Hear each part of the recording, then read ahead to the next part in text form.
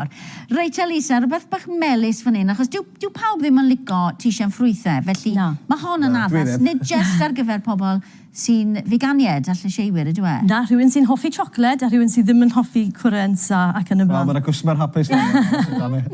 Fi'n sylwi bod hwnna'n draf yn ar dwi'n ti. Ie, chwarae teg. So i ddechrau gyda, mae'r ail gecen vegan siocled, fi wedi gwneud mewn tua tair wythnos i fish, sa'n siŵr pryd oedd e. Mae'r ddoi yn cystal ei gilydd, a mae un fwy ffydgi na'r llall. So mae hon yn fwy o sbwng, mae'r llall yn fwy ffydgi, fydden ni'n meddwl, ond maen nhw'n wahanol. Felly fan hyn, siwgr 200 gram o siwgr brown meddal a siwgr caster, so 200 gram yr un, so mae'n uchel mewn siwgr, 100 gram o powdwr coco, llon llwy de llawn o powdwr, baking powder, unan codi, ie, a wedyn 400 gram o flawd, a wedyn ni jyst yn mynd i gymysgu y cyfan gyda'i gilydd, neu'n siŵr bod y cyfan wedi cyfuno, a mae'r siwgr wedi bod yn eistedd gyda fi yn y bowlen, mae wedi fi'n gallu tymlo'r twlpe mewn yna. So mae'n bwysig ar hyn o bryd nawr i gael y siwgr, darnau siwgr neu fynd trwy'r cyfan. Okay? Wedyn mewn i bowlen arall, yn lle menyn, achos mae'n un vegan, fi'n mynd i ddod i'r olew. Unrhyw olew yn arbennig? Fi wedi defnyddio olew ysgafn. Os chi'n mynd i ddefnyddio olew olewyd, defnyddiwch chi'n ysgafn sydd ddiliw. Dych chi'n mynd moyn blas yr olewydd. A wedyn llath, ond yma, yr oat milk, y llath gwenith. A wedyn, yn hytrach na mel, os dyw veganiad ddim yn bwyta mel, fi'n mynd i ddod i, mae darn o'r coed yn y doleg wedi mynd mewn, na rosmari yw, actually.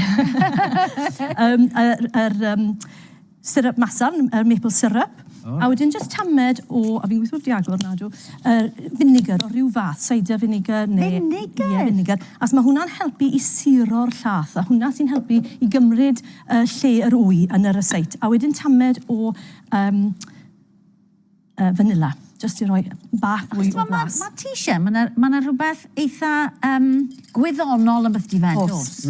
So os ydych chi ddim yn wysio wyau, mae eisiau rhywbeth, tro diwetha ddefnyddio iogwrt a lemon, tro ma dwi'n defnyddio yr cyfuniad o llath vegan, llath gwenith a wedyn yr vinegar to. A mae'r cyfan yn dod at ei gilydd, a os chi'n gyfarwydd yn ei brownies, mae fe'n un sy'n eitha glib, mae fe'n llifo yn glo iawn.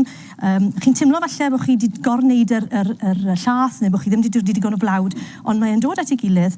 Mae peiriant yn haws i wneud falle, ond newn ni bethefo fe. Gyda llaw, os chi moyn yr reseitiau yma, cysylltwch Annie fan hyn, achos mae'n lot i chi sgrifennu lawr falle, tra bod chi'n gwylio Lisa fan hyn. A wedyn, darn, mae eisiau iro fan hyn achos mae hwn yn eitha sticky. Felly, darn, os nag os chi'n prynu'r cilchod, newch hwn mewn i sgwar, yn cadw'r darn canol, dodwch e mewn to, a wedyn y canol yn canol y tin, a wneud rhyw fath o hanner siap cilch. Mae hwnna yn ar lan. Llwch chi iro tin gyda bach o olew, neu mae gyda fi spray pwrpasol fan hyn ar gyfer y job, a dwi'n dod i hwnna yn y gwylod. A wedyn, dwi'n mynd i gwastraffu amser nawr, ond chi'n gosod hwn mewn yn y tin, dyn ni'n gweud bod digon fyna ar gyfer 3 tin, a fwyaf bach mae'r heine, fwyaf cloi mewn coginio. So dyle'r hein wedyn i gwcan mewn rhyw 30 i 35 munud. Sy'n eitha da. Sy'n ddwfwn iawn ydy nhw? Nadyn. A dych chi'n moyn gor coginio, achos wedyn mae'n sychu mas. Mae pawb wedi bod yn edrych ar y bake-off, mae pawb wedi clywed am cacennau sydd wedi sychu mas a wedi gor coginio. Felly mae'n bwysig cadw nhw'n llaeth. Bod e'n disgwyl tymyn bach a sglein o'r nymau fel brownie, mae wedi wneud. Just cymrwch bod e wedi wneud.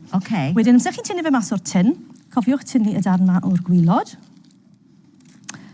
Mae Dafi'n fyna wedi lapio mewn cling. Os chi'n moyn neud rhai nawr, mae'n berffeth ar gyfer dodi fe yn y rhewgell ar gyfer y Nadolig. Llwch chi'n neud hyn, clingon nhw fel yna, dodi nhw yn y rhewgell.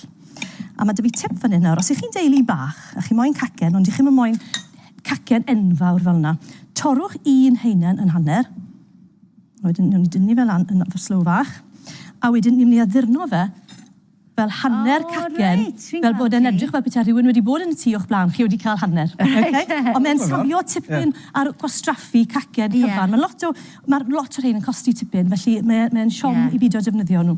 Wedyn fan hyn, fel chi'n gallu gweld, fi wedi defnyddio hwn o'r blaen.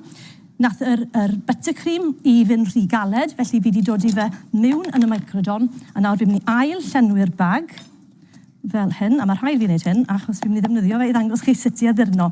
A beth ni'n mynd i wneud fan hyn yw siap boncif coeden. Tra bod ti'n neud hwnna, Lisa, dwi'n just mynd i ddeud yn sydyn iawn beth sydd ar heno, achos fyddwn ni fyw o Stadiwm Dinas Caerdydd wrth i dîm pêl-droed Merched Cymru, wyna byw Werddon fel da ni'n sôn o barod. Hefyd, mae fy'n sgwrs efo Cabarella wrth i nhw ddechrau ar ei taith Nadoligaidd a'r canwr Griffith Wyn. Cofio fo, Britain's Got Talent? Fo fydd y westau ar y soffa. Reit Lisa, as you were, fo. Fel wedys i, oedd hwn wedi mynd rhy galed a mae wedi aros yn y tip. Ond eisiau amserion, oedd Oedd yn amser tra bod ti'n neud hwnna... Ni fasgu hwnna mas. Reit, tra bod ti'n neud hwnna, na i jyst sôn am rhywbeth pwysig iawn fan hyn, achos i ni wedi bod yn paratoi ar gyfer y Nadolig ers tipyn yma'r Prynhawn dan, di ni. Ond i'r llun, bydd pethau'n dechrau go iawn. Bydd y trimmings lan a'r coed yn y studio, a mae dyn ni newyddion. Achos gan bod ni wedi cael cartre newydd erbyn hyn, mae cracker yn gahoi fach lenni, a mae dyn ni gystadleuaeth newydd i chi. Mae gan Prynhawn da gystadleuaeth newi sbon ar gyfer y Nadolig. Hamper a hosan!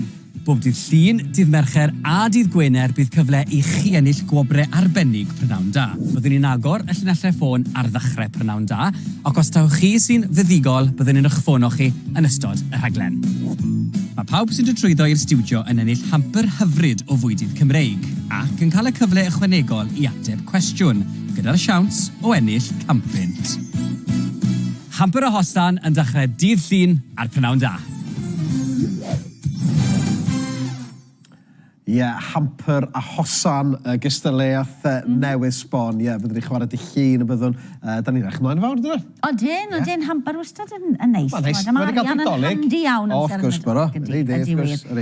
Clwb Clecs wedi ymuno gyda ni nawr. Chi'n bobl siocled neu chi'n bobl tisian ffrwythau? Wel, mae hwnna yn edrych yn neis iawn, mae'n rhaid i ddweud. Mae'r sglein arno fe'n neis. Ydy, Anghara ti si agosa. Tisian amdani neu tisian... Siocled. Siocled, ie. Siocled. Mae fe'n edrych yn debyg iawn i Cai. Cai, ti'n driblo fyna, so ti'n